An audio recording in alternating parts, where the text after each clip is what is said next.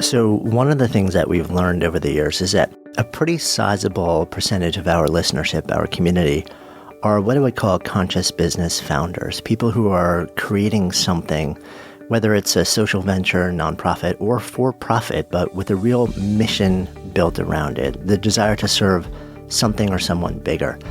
One of the other things that I've learned along the way, being an entrepreneur myself and also working with and supporting hundreds of others over a period of years, is that it can be a profoundly lonely pursuit. It's the type of thing where even if you have a team and a substantial company, very often you need somebody else to turn to, people who are sort of parallel playing along the way with you. So we've created something for you. It's called the 108, and it's a conscious business collective of similar founders capped at no more than 108 people, where we're all in. It's a safe, protected space, a place where you can get true, confidential, uplifting advice, wisdom, input, and no longer travel this road alone. So if that sounds interesting to you, check out the details at goodlifeproject.com/the108. That's THE and then the number 108. You can also just click the link in the show notes. And if you're listening to this in real time at the end of February, just a super quick heads up that we're down to about the final 25 spots. So if you've been thinking about this and listening for a while, probably a good idea not to wait a whole lot longer. On to our show. I think sometimes there is so much to be grateful for, and I experienced that, and I've learned that has absolutely nothing to do with the level of pain. They just can both be true, and somebody who has had all the comforts in life can be suffering a great deal internally, and somebody who has none of them can be incredibly joyful and grateful. And I just have to put my attention on the fact that those are just two different, they're unrelated things. Today's guest, Leah Pearlman, grew up in Denver, Colorado. One of my favorite places, actually. As a kid, incredibly motivated academically and also put an incredible amount of pressure on herself to excel and perform. That led her into a pretty dark place that she kept secret for the better part of a decade of her life.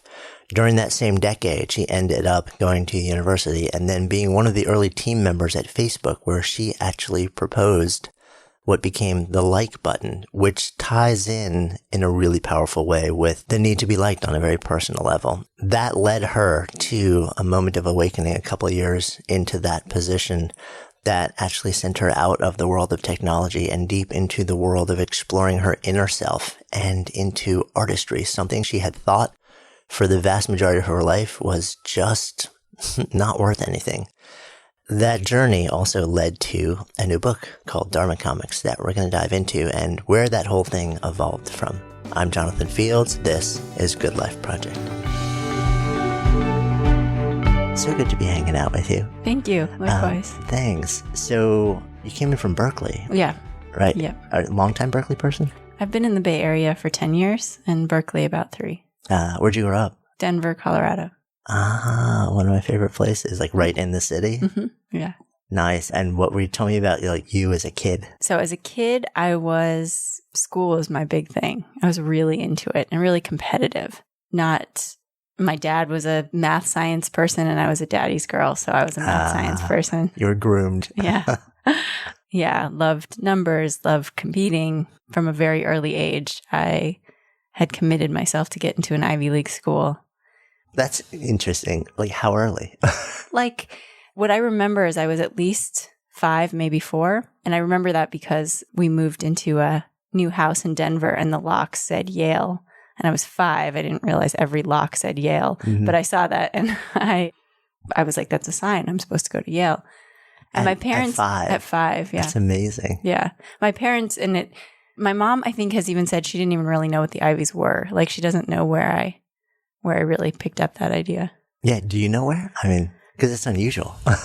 Yeah, I think it was just, I was young. I can't remember, but my guess is, knowing myself now, that I went to school and people said you should do well in school. And I did well in school and everyone said, like, that's great job. Keep going. And so I kind of figured out, oh, this is the game that you play to have everyone like you. And this is the game I'm going to play. So it was like, oh, well, we try to get into a good college. And then I hear what the good colleges are. I'm like, okay, then we're going to go there. So Tell me about why it was important to get everyone to like you. You know, in some ways, I think I'm a bit of just like a performer. Like I just sort of like the feeling of being seen, both on like a personal, intimate level. And, my grandfather, when he'd break out the video camera when I was young, there's all these videos of me singing the song that I just learned in school in front of the camera. So I don't know, it may be in some ways just a little bit intrinsic to who I am. It's just this wanting to be a star. So that was part of what was fueling you to, because part of my curiosity with this also is that it's not uncommon, especially when you see kids who are so driven to achieve and achieve, also to layer onto themselves this judgment, like just a fanatical level of judgment and perfectionism. Was that part of your experience at all? So my experience was that came later. So I think when I was young, it was kind of a authentic passion, and a bit of my makeup was to be competitive and driven and focused. I think what happened was at parts, when I became a teenager, especially a teenage girl, when I started feeling insecure in some ways, I would cover that up by pushing harder at the places I was secure. So socially, if I started to feel awkward, which I did, and which many, many, many girls and boys do at that that's age. the age. Right. Some of us never outgrow it. Right. So what I remember is as that got harder, as social interactions got harder, I was more insecure about how I looked, about what I weighed. Just those insecurities started, I doubled down. And school became more important because now not only was it what I was into, but it was my place of feeling good enough about myself. And that's when it feels like it took over. At first I was doing it, and then it became like I couldn't not do it. And that's when the perfectionistic tendencies started, and the pushing and the judgment and the blame. And I started getting really pretty hard on myself at that time.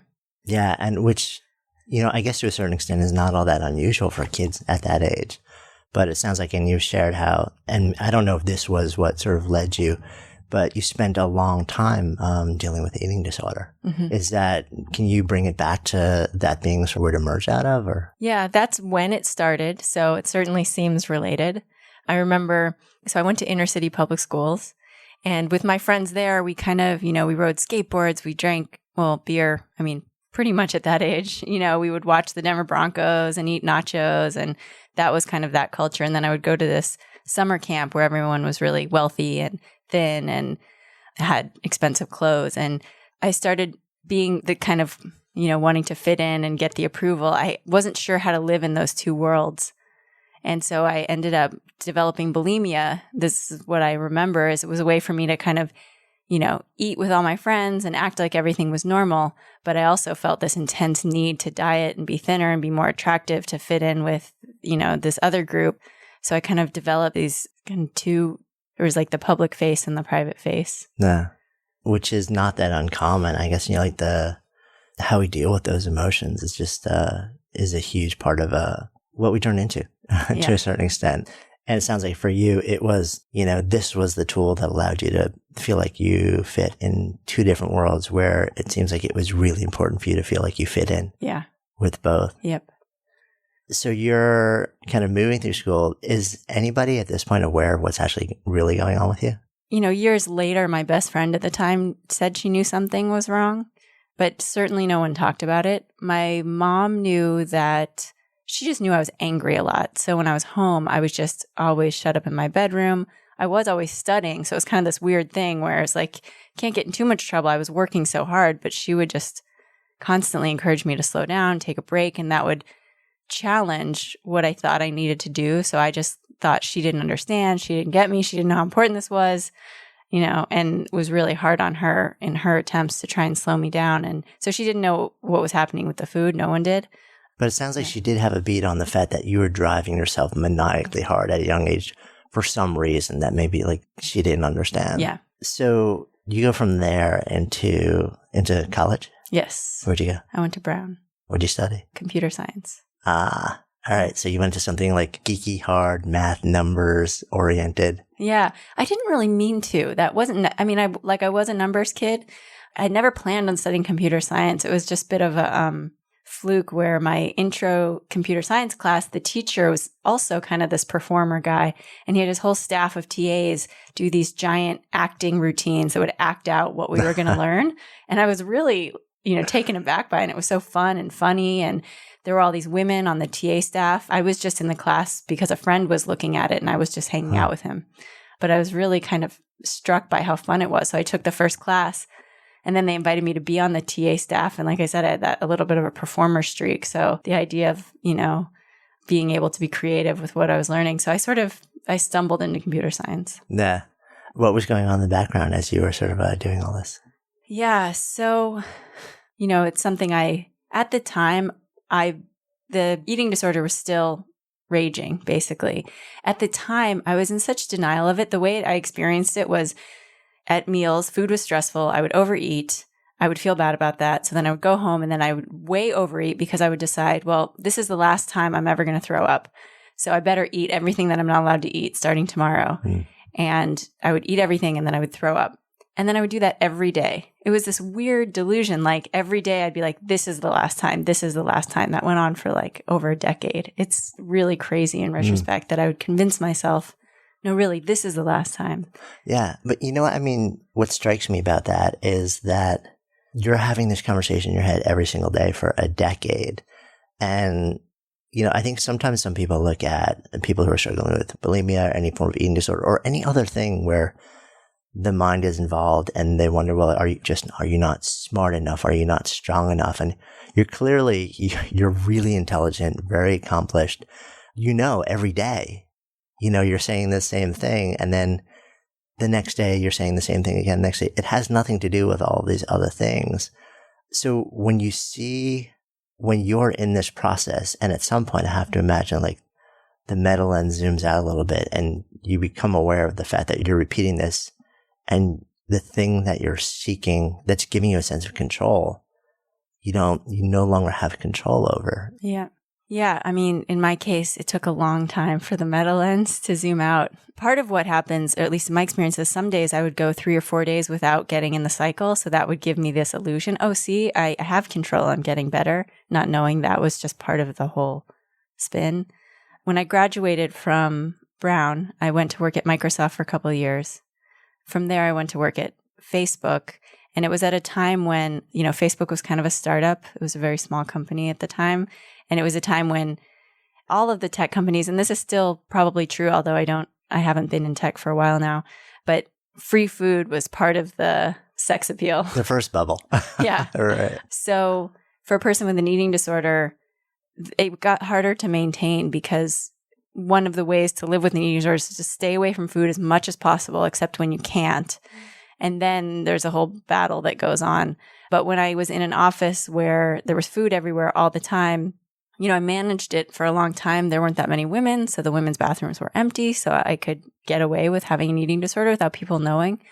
But after several years and stress and other things were picking up, just what you said, it was like suddenly I'd be trying to get through a meeting and start thinking about food. And then I'd have to start eating after the meeting and, lying about what was happening and coming out of the bathroom looking like I'd been crying and trying to cover that up. It just was like gaining speed. And after a while, it was like, this is not going away. This is getting worse. And finally, that's when the lack of control, like I'm starting to gain weight. Like it's getting so out of control. I need help. Like it's not even doing the one thing it's supposed to do. Yeah. Was there a moment that you remember the switch flipping and saying, okay, I have to do something now? And what was it that you did? So there was a moment, and I laugh because it was a moment when the switch flipped, and yet there was still a 10-year healing journey ahead. Oh, I think what happened in my case was I'd eaten, that routine. I'd eaten a bunch of food. I usually went to throw it up, and I couldn't throw it up. Like my body just wouldn't do it. And then I got really freaked out because it was like I just eaten all this food, and I just felt like it wasn't working in all these ways. And I just remember I was walking on Stanford's campus because Facebook's headquarters were right next to Stanford. And I just remember walking there. It's beautiful. It's this icon of, American success. And I called my parents, and I remember literally falling down onto my knees on the path on Stanford and telling them I need help. and telling them what had been going on for 12 years or something.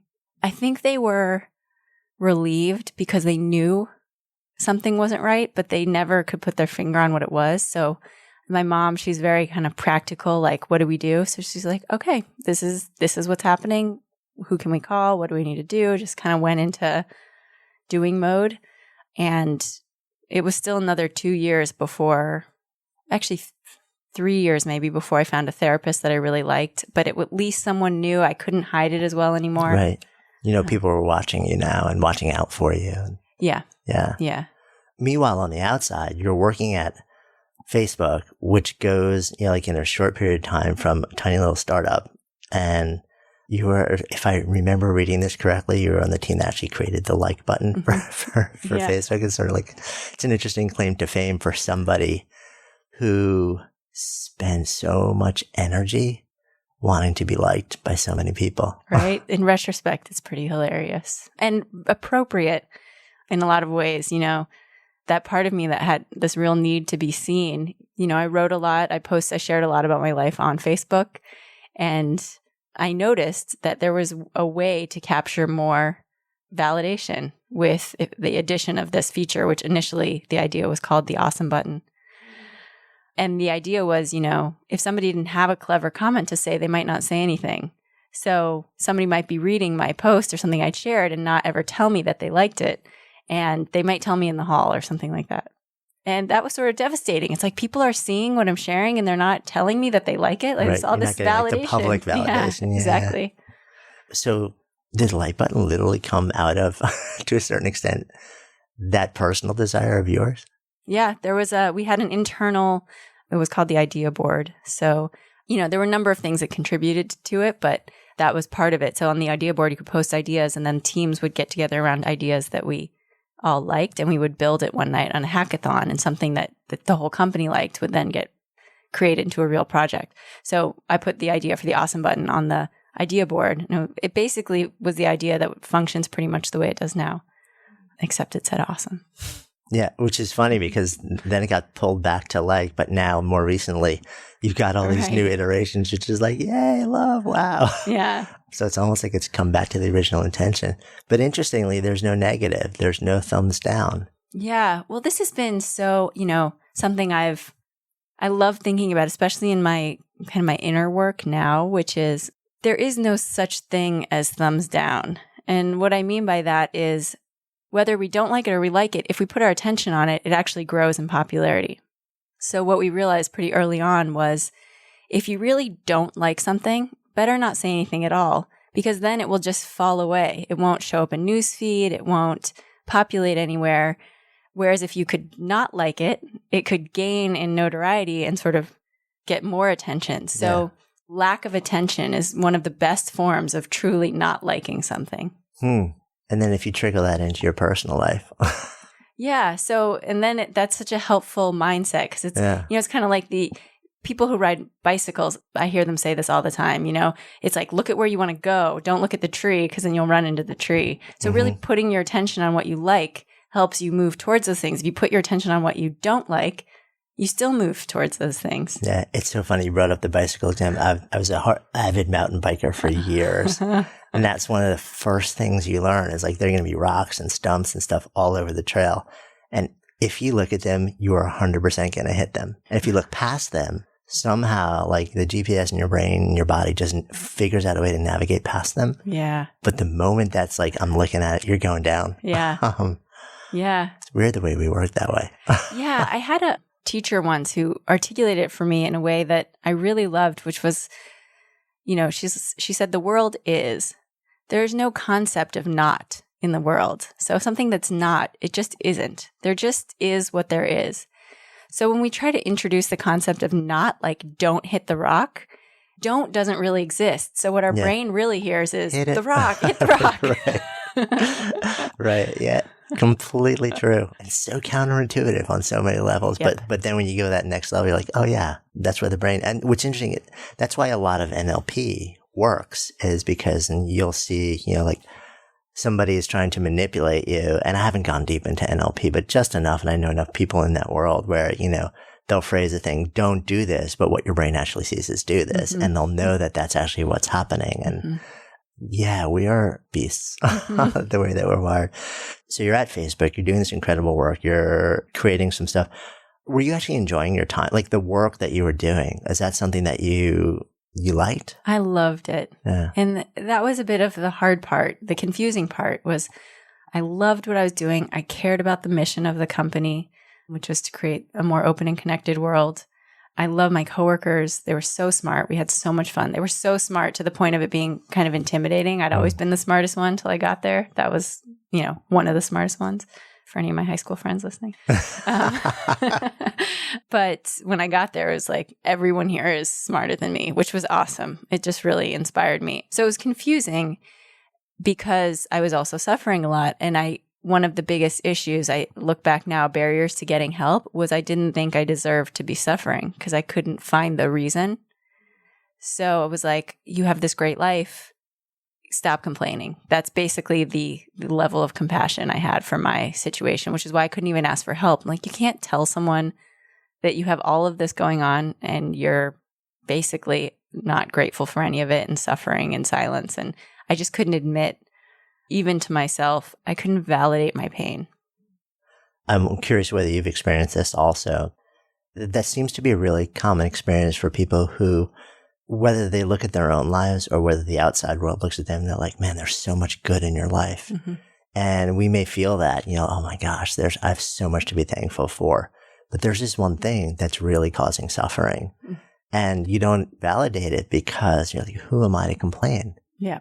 And who are like, nobody's going to want to hear this. I mean, because they'll look at you, they'll be like, just, like your life is so good. Yeah. But that's our inner voice. That's not the reality on the ground. Yep. It's a trick. And I think sometimes there is so much to be grateful for. And I experienced that. And I've learned that has absolutely nothing to do with the level of pain. They just can both be true. And somebody who has had all the comforts in life can be suffering a great deal internally, and somebody who has none of them can be incredibly joyful and grateful. And they just have to put my attention on the fact that those are just two different, they're unrelated things. Yeah. And also I think to validate the fact that you can be astonishingly, quote, successful, you can be extremely wealthy, you can have all these blessings in your life and still be suffering mightily. And it's, one doesn't necessarily buy you out of suffering from something else, which I think sometimes I struggle with. You have to legitimize what's bugging you. Yeah. Or else you won't do anything about it. Right. And I also, I had an experience recently. I was at a form of a kind of meditation retreat, but it's more out loud that you share what you're noticing. And one of the topics that came up there was race. And something that I hadn't thought about ever really directly, which was I went to these inner city schools, but I was in a magnet program. So I was in this class of kind of wealth, I was middle class, but middle class white kids being bussed around. And basically we were being told, like, we're all equal, race, like, don't see color. That was kind of the message in school. But there were like all these obvious inequities in school. We couldn't talk about them. Nobody was talking about them because we weren't supposed to talk about them. So it was just one of those interesting things where I've really been able to spend some time noticing as a kid, I was feeling some pain, social pain that no one was talking. Like now there's at least things like Black Lives Matters and we're talking about it differently. But then I was told everything was equal, but it sure didn't look equal. And that was very confusing. And there's actually I think I started developing a pretty severe, and this was true for a lot of my friends, insecurity about being white. It just felt really embarrassing to be white in these schools where we were like the nerd kids who were not cool and sectioned off to this one corner of the school. And so it just helped me just being in, reflecting on that time, remember like actually the pain comes from somewhere, and if our world is suffering or if our communities are suffering, we're suffering. And if we pretend that just because our life is comfortable or something and that means we shouldn't suffer, then we're not really connected with what's actually happening. Yeah, or with other people. Yeah. I mean, I think I wonder that's the big unlock key for so much of what's going on now is as long as we see ourselves as separate from others, their suffering isn't our suffering. their happiness isn't our happiness, where if we can somehow do the work to drop that illusion, because I do believe it's an illusion. Yeah. Then all of a sudden, how can you cause somebody else pain if you're in some way connected to them? Or how can you not see their pain? Or if you're connected, and the opposite side as well. There's a Yiddish word, which I love, which is nachis, which translates roughly to the Buddhist equivalent of one of the four immeasurables. And it's appreciative joy. And it's like the joy that a parent, or the joy that you feel when somebody that you love and are so connected with unconditionally succeeds, that you feel it as if it's your own. It's like parenting a child is the most obvious and easiest one to imagine. But can you imagine if somehow there was a process that allowed us to feel that about a complete stranger? Be a different world. Yeah. I mean, you see that even, I feel like YouTube does a great job of that. There's some times where there's just someone's experiencing something awesome and they take off virally. And I feel like it's from that place. I saw one recently. It was about people treating Alzheimer's with music. And you just watch these patients who don't know anyone and just sitting there and like almost comatose in their experience. And then they listen to music that was popular in their youth. And their memory comes back, their vitality comes back. And it's just like this video has just gone crazy. And I feel like it's just that. It's on some level, it does trigger joy to see someone else's joy. Yeah. No, I agree. Maybe we just need more experiences that remind us of that. Yeah. Right? Because it seems like we get so many messages externally these days that remind us of the opposite or plant the seeds of the opposite. I guess that's why you have some media and some people are focusing. I guess that's part of what we're trying to do, is sort of focus on telling the other side of the story to a certain extent. So you're hanging out on Facebook. You have your, like coming to God moment. Did this all go down when you were still there? Yes. Okay. And you start to, I guess, enter a process of healing and seeking. Yeah. What else is going on around you at the time? Yeah. So I think the moment that I told them, I started something in process. I couldn't be in total denial anymore. But I sure told them and then closed back up. Didn't want to talk about it. Tried a few therapists, didn't like them. This isn't working. I got it. Don't worry about it. With kind of my attitude. They tried to help me go to a recovery center. Too expensive. I don't want to. Just made excuses. And part of that, looking back, was somewhere deep down, I knew that if I was going to recover, my life might change a lot. And I really liked a lot about what I was doing. So I wasn't ready to sacrifice what I thought was working for what wasn't. But then at the same time, my dad had been going back and he'd been diagnosed with lung cancer, which they'd found caught early, which is rare, just enough that they were able to treat it. And then it came back and then it went away. They treated it and then it came back as lymphoma, and he was kind of going back and forth. And maybe it was the third time when they were like, it really, if it comes back, it's a problem. When I was at work and my mom called to tell me that the cancer had come back. And like I'd said, I was a daddy's girl. We were super close. I loved my dad more than anyone on the whole planet. And my first response was, I don't have time. I'm too busy for this. And like somehow that was, wake up call number 2 was like, wait, what? How could anything be more important? Like the person that I thought that I was, this is like, that's the most important thing. My dad, my relationship with my dad, just him. He was the most important thing. But my email was occurring to me as more important in that moment. And that's when I was like, I don't know how I got here. Like I really suddenly, I was like, it was kind of this feeling of like, feeling like I'd been pulled along. You know when you're swimming in the ocean and you suddenly like look back and you're like, where's my stuff? And you don't really realize that you've been pulled by the current. It was kind of like that. It was like, I'm in this fancy job. Is that me? I'm in tech. When did I choose that? Do I care about computers like at all? Like I didn't seem to. It was just sort of like, I don't know when I stopped being me or when I took this path, or I don't know who I am. I'm very confused. I was very confused. And that was early in the morning. So I went into work that day and I told my boss, my dad's sick and I need to take a sabbatical if you'll grant me that, which he did right away, which was a half truth. That was all true. But what was more true is I needed an excuse to leave because I wasn't giving myself the opportunity to take a break. Yeah. So where do you go from there? Burning Man. Of course. I took 6 months off. I spent a lot of time at home, but I also had this thesis of I need to experience some contrast. I don't care what it is, but it needs to be different than what I've been doing. And I had a friend who'd gone to Burning Man the year before, and it sounded like I would hate it on every level. I wasn't a person who had done any real drugs or liked to just hang out. I was like, I like to get stuff done. Right. And like people just sitting around and hanging out. What do you do? What do you talk about? You know? So I went, and it completely blew my mind and my heart. What happened there? Well, a number of things, but the one that's coming to mind was before I went, and it's so funny seeing my life now, I had such a cynical attitude of art. I was like, what is the point? Like, it's not productive. It's like you create it and then you like look at it and you feel something maybe. I just did not get art. I hated museums.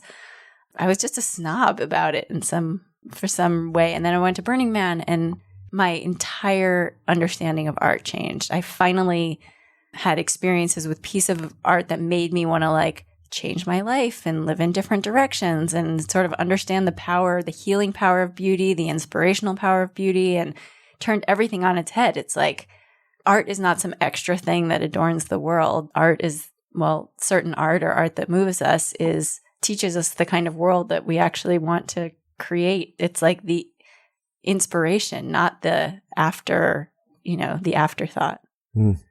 That's a big awakening. That was big. Yeah. It challenged, I think until that point, I thought, more is better, scale, leverage, impact, accomplishment, to-do lists, check boxes, and I thought that was the world. I didn't have any, I remember a friend who was at Burning Man saying, we asked him a question, and he was a designer for Facebook, and my friend and I asked him a question, which is, well, if you're not trying to maximize your experience, what are you trying to do? And his answer was aesthetics. I just am moved to create based on how I want things to look or feel, but there's nothing to maximize. It's just I'm directed by aesthetics. And it took me years of replaying that in my head to understand what he might be talking about. It's funny that you remember it though. Yeah. So obviously it's stuck with you for a reason. Yep. It was one of those moments where, it's kind of, they say, a fish is the last to understand water because it's all you see. It was kind of one of those moments where I'm like, I just didn't even realize there was a different way to approach life than accomplishment. Yeah. I mean, how powerful is that? Just to sort of be shaken and to open to a whole different world. I remember a couple of years back, I sat down with Milton Glaser, amazing, iconic designer. And he shared how he knew from the time he was 6 years old that not that he was going to be a designer or create all these iconic posters and brands, but he knew that he was going to make beauty. Like that was his thing, to just make beauty, which is really similar to what you're saying. It's like aesthetic. It's not, okay, here's a lockstep process of betterment and improvement towards mastery, which is fine, for some people and for some pursuits or just for some seasons. But an opening to something, to just a bigger awareness, especially for you to go from kind of quantitative numbers, science, systems, technology to, and process, there's an iterative development process too. No, there's something else. What do you do with that? Well, that planted a seed, I think. And I did other things in that 6 months. So another thing, I had some friends getting married in India. And so I went to their wedding. And as part of that, I made a longer trip out of it and went to Nepal and Bhutan. And I went to a 10-day silent Vipassana retreat, having absolutely no idea that it was a Buddhist thing. I was a really devout atheist, just like my sort of anti-art thing. Like if it didn't make sense, it didn't exist. So I didn't know it was Buddhist, and I just wanted to go because of the silence. The silence sounded like a nice contrast. I didn't even really get that it was meditation, and I didn't get what the experience of meditating for 16 hours a day would be like. It's intense. Was it the full 10-day retreat also? Yeah. That going from not doing it to it was like that's contrast for you. Totally. Be careful what you wish for. Right. So, maybe 2 hours in the first night. Oh my God, what did I sign up for?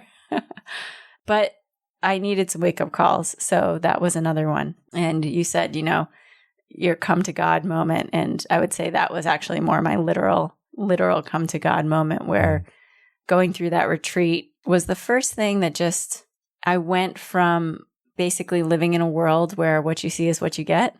the whole world existed on the surface to being so connected with an idea of an inner order. And that's never left.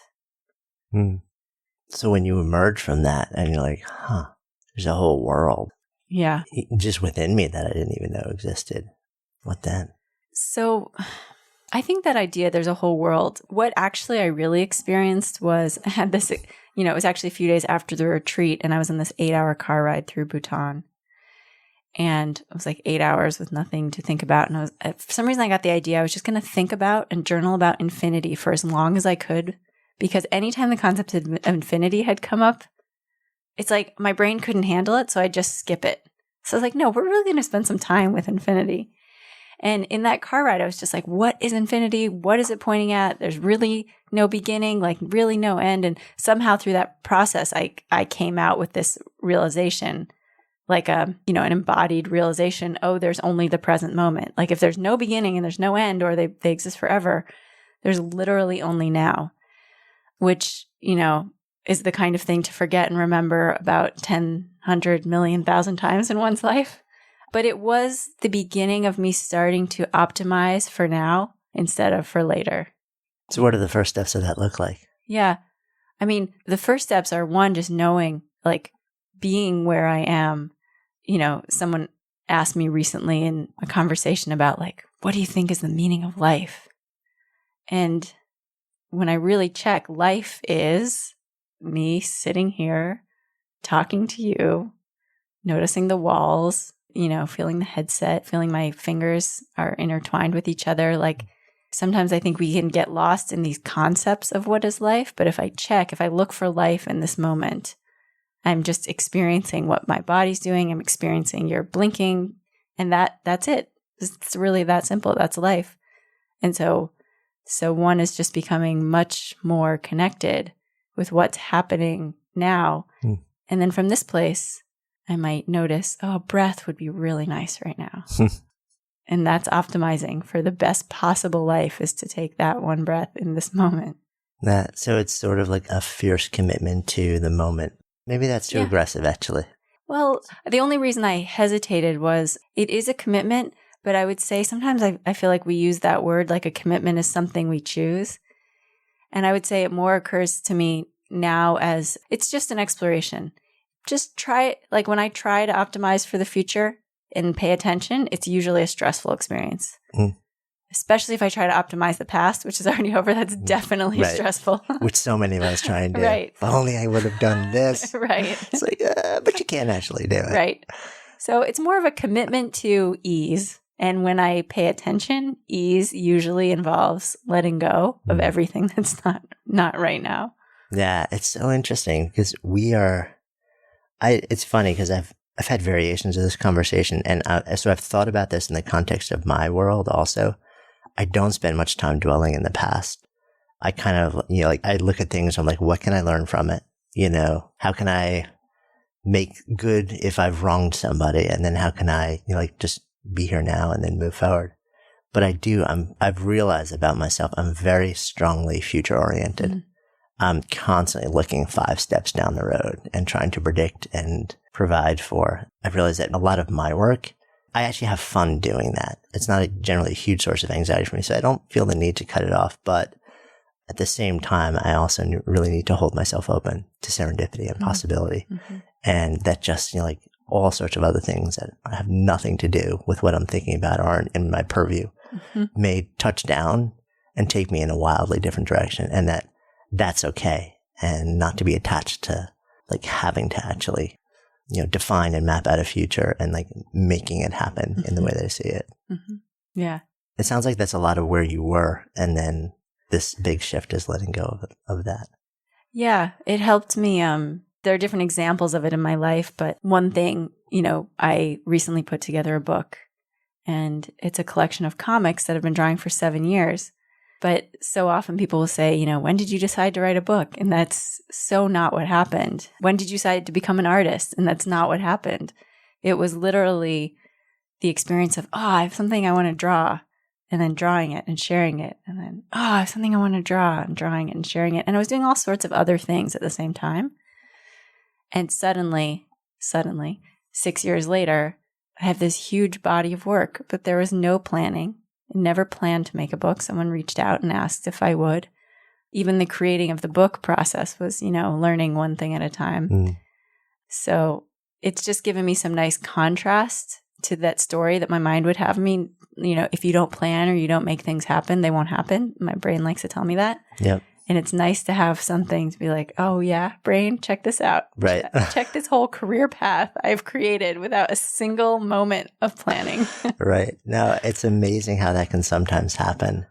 I often wonder that when the more the actions that you take in the world are aligned with the essence of who you are, the less planning matters because what needs to happen is going to happen. Mm-hmm. But you just threw something out that we have to deconstruct. Okay. Computer technology, big life shift, thinking art was the stupidest thing on the planet, opening to art, and then becoming an artist. Mm-hmm. How did that start? Yeah.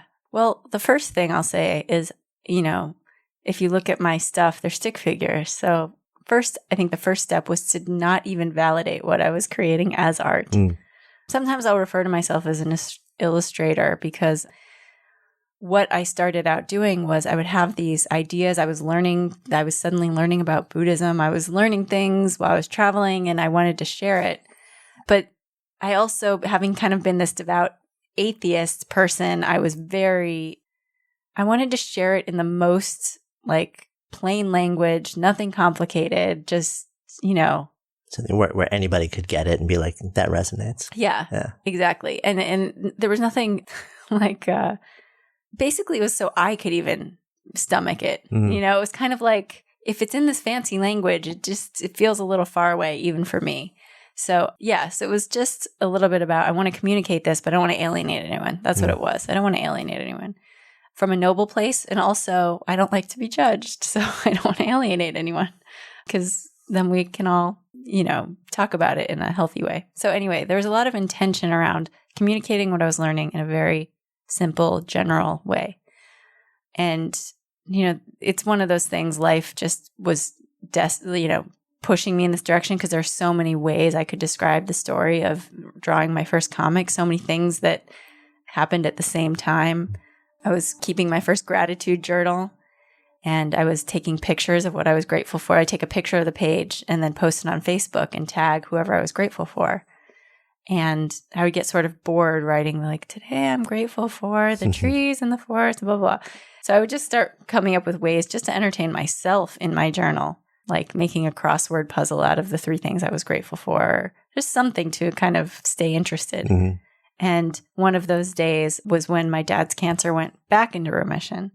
And I drew this little comic strip of cancer calling on the phone and him telling cancer the wrong number. It wasn't very funny. It was terribly drawn. But when I posted it, it sort of dawned. That's how I suddenly realized I hadn't really been talking about what was going on with my dad much publicly. I'd never written about it. And so it actually allowed me to share something vulnerable in a really light way. So I felt like I wasn't asking for anyone's pity or, it was just kind of like I'd sort of stumbled accidentally on a really cool medium for sharing somewhat serious or vulnerable or deep things for me. When you shared it, that first one, what was the response? Yeah, it was just, lots of likes. Yeah. You're like, I created that. Well, it's pretty, one of my friends, she loves telling the story. Another feature I created at Facebook was Facebook pages, co-created with an engineer. We both did the like button. We both did pages.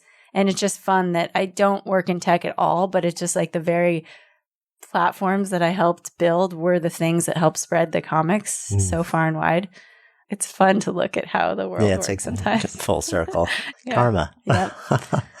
So you start sharing this, and did you notice right away that you had stumbled on something?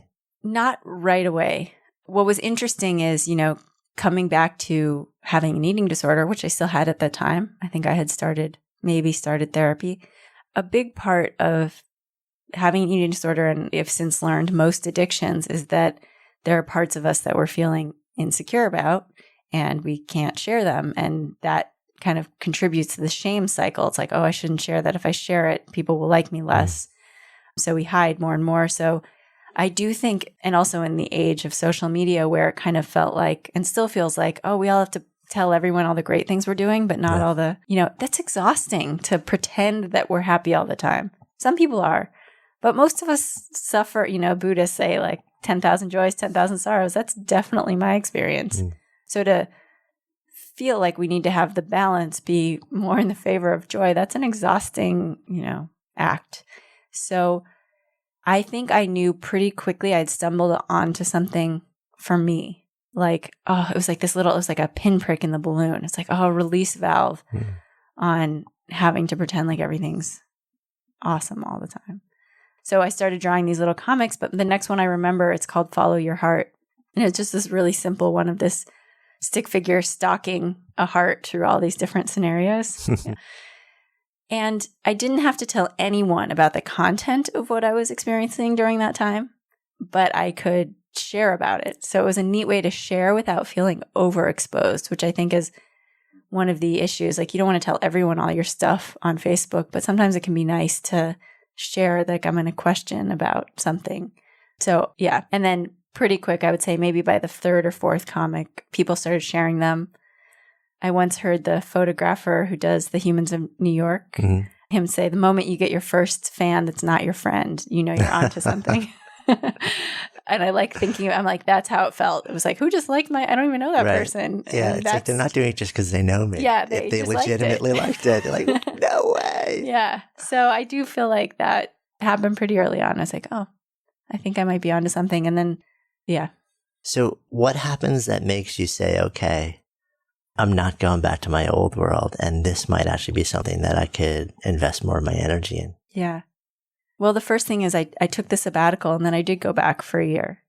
I think it's so funny. I was a product manager originally. When I went back, I took a new job I ended up leading internal communications, so keeping the whole company on the same page. I think that's so funny now because I spent so much time kind of in the meditation worlds that internal communications still feels like my job.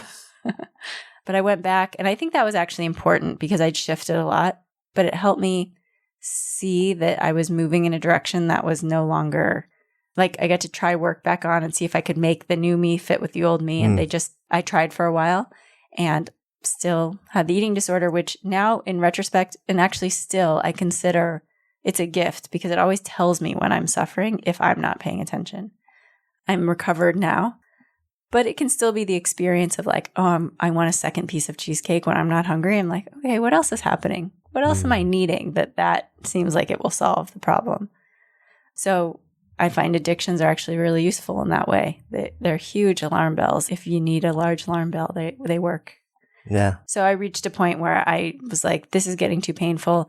And my work is no longer feeling I was reading all of these religion books and meditation books and starting to go to retreats, and I was geeking out on all this stuff in my free time. So before I didn't know who I was or what I was interested, now I knew what I was interested in, and I had enough savings to leave and go full steam in that direction. Yeah. When you think about, okay, I have enough savings, I'm good, I'm not freaked out, I'm going to leave Facebook and really leave the industry. And you think about, were you thinking I'm going to try and turn these illustrations into my living? Or were you just kind of thinking, this is something that's lighting me up, I love doing it, it's resonating with people, maybe it becomes the thing that actually, is my thing, or maybe it's a thing that I do on the side and there's something else out there? At that time, I was actually rigid about not making it my thing because I sort of knew myself well enough to know that if it was my thing, I might start pushing it in a way that I didn't want to. I actually needed, the comics to me were like, they still occur to me this way as like my friends that help me learn something, or they're like compassionate, So I can look at my own comics and I can cry or I can laugh. I'm like, where did you come from? It's just like these friends that show up, first in my brain and then on paper to tell me like, this, whatever you're going through, it's actually okay. Even funny maybe. So I needed them. And so I just felt kind of, it's like, I'm not a parent, but I just felt like I imagine a parent's protectiveness. Like, I'm not going to exploit these for anything. I wouldn't even put Dharma comics on the comics. I wouldn't write that, which I now had to spend about 2 months going back and adding it to all of my old comics because I just didn't want any notion of branding or any agenda. When I left Facebook, I started a place called the Happiness Institute in San Francisco. And it was like a co-working space for people who didn't know what they were passionate about to come together in community and explore. So that's actually was the vision that helped me leave feeling like I had something of purpose to go do. Mm. And that changed over time. It did. One of the best things I've learned in this whole process is like, I think at the time I might have thought, oh, I need to find my purpose, or I need to find what I'm passionate about and go do that. And that is a real good way to stay stuck, I've learned. I agree. A way more productive path for me has been experimentation. So I really was craving this place, like coffee shops, everybody was doing their own work. And then, or you could like go to a yoga studio, you can learn yoga, but where do you go to just learn like who you are, what your thing is? Like there was no place where I felt like I could be really in community in that question and experiment and explore and geek out on the stuff I wanted to geek out without staying too much in one tradition. Mm. And then I was in a yoga class where the teacher, said, if you see something missing, it's your job to bring it. So I took that very literally and I was like, well, this thing doesn't exist, then I am going to create it. What I didn't realize was that running a co-working space was not my dharma. It was not my gift. It was not my passion. But it did get me moving. Yes, but exactly. Right, what I wanted was to go. Right. So but it got me moving. It was enough to shift my direction. Yeah. So what's your relationship with your illustrations, comics with now? Yeah. Well, now I would say, so it's obviously shifted. I have this book coming out. I have a website and, I do consider it one of my quote unquote, one of my occupations in the original sense of the word. I spend time doing it. It occupies me. And I hold it very lightly. A lot of people ask me, what's next? And it literally lives in me. This feels very true. If I never draw another comic, that's really fine. I will draw them as long as they are alive in me, for me, to me. And the moment they're not, then I'll stop. And it's a bit of a scary thing because I have some identity wrapped up in it. And I really love when people ask me what I do. Sometimes I'll say I draw comics and that feels really cool. But I have a real light experience where it never feels like I planned it. So I didn't plan when they came into my life and I don't plan. I'm not in charge of when they leave. I never can make myself draw because I want to draw. It's literally like the comic has to come to me and then I draw it. And so I'll go sometimes 3 or 4 weeks with no inspiration. I'm like, oh no, it's over. So far, it hasn't ever left for good. But I also know these comics have brought me a lot of healing. And the other people have told me they've brought them a lot of healing, my friends and peers and beyond. And from that place, I feel this desire just to help them go wherever they can go to be helpful. And one thing that's interesting, this book just came out 3 days ago, and I've had the number of friends I've had text me pictures of their kids reading the book, which shouldn't be surprising, but it is to me because they were never drawn for kids. Right. It was like, hey, adults, everybody out there who's forgotten, how to love themselves, here's a little message to help remind you. But my relationship, I would say literally today, as of like the last 3 days when I've just seen, that seems to be the number one way people are responding. Like, look I got your book and my kid took it from me and they're reading it. I'm really excited about that. And I don't know what that holds or what that means, but I've sort of learned enough to pay attention when trends happen like that I'm feeling a bit called in that direction. Yeah. Do you have any sense for what's next, or is it not something that you choose to focus energy on? I have a few life plans. I'm doing a little traveling soon. What's next for comics? I really don't put any attention on. Yeah, it's just whatever comes. Yes. So let's come full circle. The name of this is Good Life Project. Yeah. So if I offer that phrase out to you, to live a good life, what comes up? So I'd say the first thing I thought of was living an honest life. And I guess what I mean by that is being really, my experience of it is having to be, or else I suffer, having to be honest with what I'm experiencing. So when I'm hurting, when I'm scared, when I'm lonely, when I'm sad, when I feel rejected, when I feel envious, when I feel mean, when I feel judgmental, being honest with myself that that's what's happening before I rush to any, trying to change that, fix it, do anything about it. My experience is I'm living a good life, and by good meaning maybe the most amount of peace that I know is when I come into connection with what I'm experiencing and I'm good with it. Thank you. Thank you. Thanks so much for listening to today's episode. If the stories and ideas in any way moved you, I would so appreciate if you would take just a few extra seconds for two quick things. One, if it's touched you in some way, if there's some idea or moment in the story or in the conversation that you really feel like you would share with somebody else, that it would make a difference in somebody else's lives, take a moment and whatever app you're using, just share this episode with somebody who you think it'll make a difference for. Email it if that's the easiest thing, whatever is easiest for you. And then, of course, if you're compelled, subscribe so that you can stay a part of this continuing experience. My greatest hope with this podcast is not just to produce moments and share stories and ideas that impact one person listening, but to let it create a conversation, to let it serve as a catalyst for the elevation of all of us together, collectively, because that's how we rise. When stories and ideas become conversations that lead to action, that's when real change happens. And I would love to invite you to participate on that level. Thank you so much, as always, for your intention, for your attention, for your heart.